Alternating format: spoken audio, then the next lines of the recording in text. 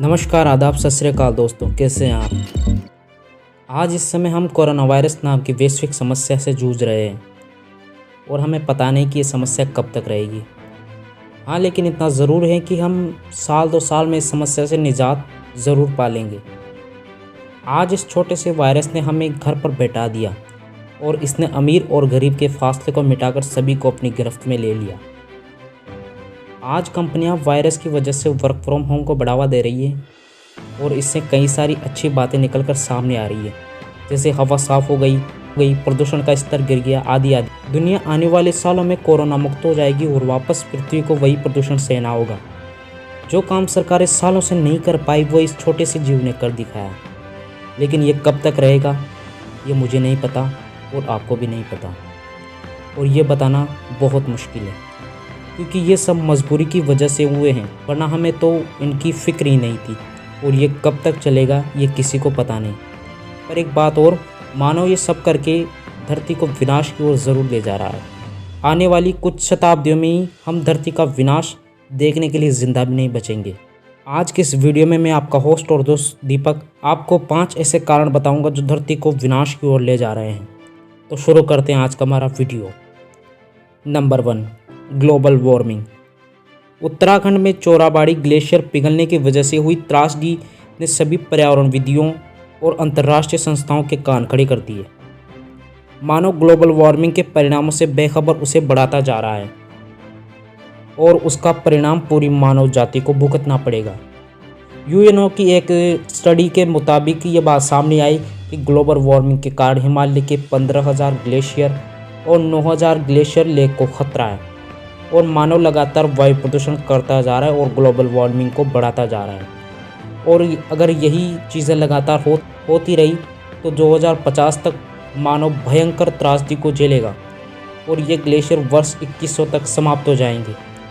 यह जल हमें अपनी आने वाली पुश्तों से विरासत में मिला है और जल के सबसे बड़े स्रोत के रूप में यही ग्लेशियर हमारे पास है, और अगर यही पिघल जाएंगे तो हमारे सामने भारी जल संकट का सामना हमें करना पड़ेगा। अगर हम लगातार ऐसे प्रदूषण करते रहे तो आने वाली शताब्दियों में पूरी धरती जल विहीन हो जाएगी। हमारे वाहनों, कल कारखानों से निकलने वाला धुआं धरती के वातावरण में कार्बन डाइऑक्साइड को बढ़ावा दे रहा है। जो काम पहले हज़ारों सालों में मानव ने नहीं किया वो आधुनिक मानव ने 200 सालों में ही कर दिखाया है। नंबर 2, समंदर का बढ़ता जल स्तर। धरती की पॉपुलेशन लगातार बढ़ रही है और देशों की सरकारों के पास उन्हें बसाने के लिए ज़मीनें कम पड़ रही है। धरती का कुल 27% भाग ही भूमि है और बाकी सब जल ही जल हैं।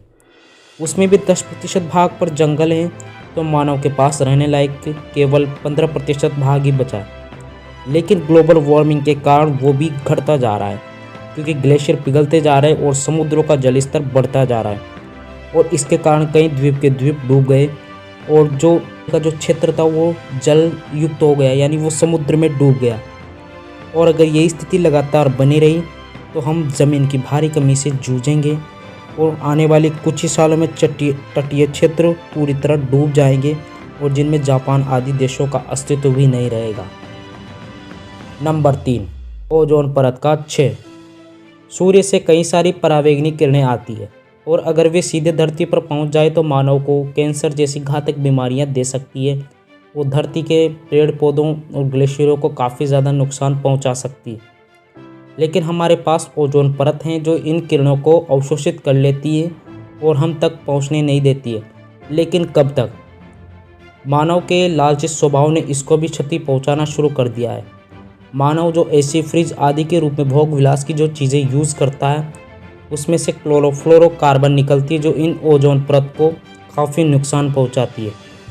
CFC का एक अणु ओजोन के 27,000 अणुओं को समाप्त कर सकता है और आर्कटिक पर हुआ छेद तो किसी से छुपा हुआ भी नहीं है। और लगातार ऐसे हम अगर CFC का उत्सर्जन करते रहें तो ये छेद बढ़ता जाएगा और आर्कटिक की बर्फ़ पिघलती जाएगी और समुद्रों का जल स्तर बढ़ता चला जाएगा और तटीय क्षेत्र डूबते चले जाएंगे और हमें भारी भूमि की कमी का सामना करना पड़ सकता है। नंबर 4, जल संकट। दुनिया में मौजूद 70% पानी में से केवल 1% ही पीने योग्य हैं, बाकी सब अयोग्य हैं। हमारे पूर्वजों ने जल संग्रहण के जो तरीके हमें कुओं, बावड़ी, तालाब आदि के रूप में बताए, उन्हें हम भूल चुके हैं। नलकूपों से हम धरती के पानी को लगातार खींच रहे हैं और वापस उसकी पूर्ति नहीं कर पा रहे हैं। कुएं, बावड़ी, तालाब में जल वापस ग्रहण करने की क्षमता होती थी और वे धरती के जल स्तर को गिरने नहीं देते थे। लेकिन इस समय हम आधुनिकता के मद में धरती की प्यास को भूल चुके हैं, जिसका परिणाम हमें आगे जल संकट के रूप में मिलेगा। एक स्टडी के मुताबिक एशिया के 75% देशों में जल की कमी है। जल्द ही ठोस कदम नहीं उठाया गया तो ये जल की भारी कमी से जूझेंगे ये देश, और जिसमें पूरी दुनिया भी शामिल होगी। और लगातार ऐसे हम अगर जल का दोहन करते रहे तो दुनिया को भारी जल संकट का सामना करना पड़ सकता है। नंबर 5, तृतीय विश्व युद्ध। पहला और दूसरा विश्व युद्ध परमाणु हथियारों के अभाव में लड़ा गया।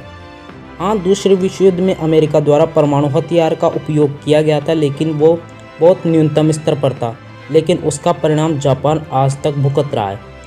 आज हर देश विकास की दौड़ में आगे निकलना चाहता है और वे एक दूसरे को असुरक्षित महसूस कर रहे हैं, और वे लगातार इसी असुरक्षा के कारण अपने हथियारों का ज़खीरा बढ़ा रहे हैं। परमाणु हथियार भी शामिल है।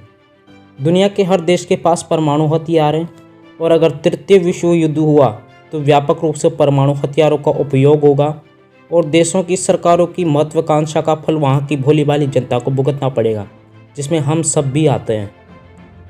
धरती एक साथ इतने सारे हथियारों का बोझ सहन नहीं कर पाएगी और अंततः धरती का विनाश परमाणुवीय होगा।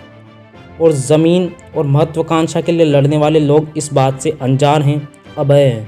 तृतीय विश्व युद्ध हुआ तो धरती को कोई भी नहीं बचा सकता, और आने वाली जो त्रासदी होगी वो परमाणुवीय होगी, और लोग एक सेकंड में भाप बनकर उड़ जाएंगे, जैसे जापान में हुआ था। तो दोस्तों, आपको ये वीडियो कैसा लगा? आप इस बारे में क्या सोचते हैं, मुझे कमेंट करके ज़रूर बताएं। आपको मैं मिलता हूँ नेक्स्ट वीडियो में। तब तक के लिए पीस आउट। धन्यवाद।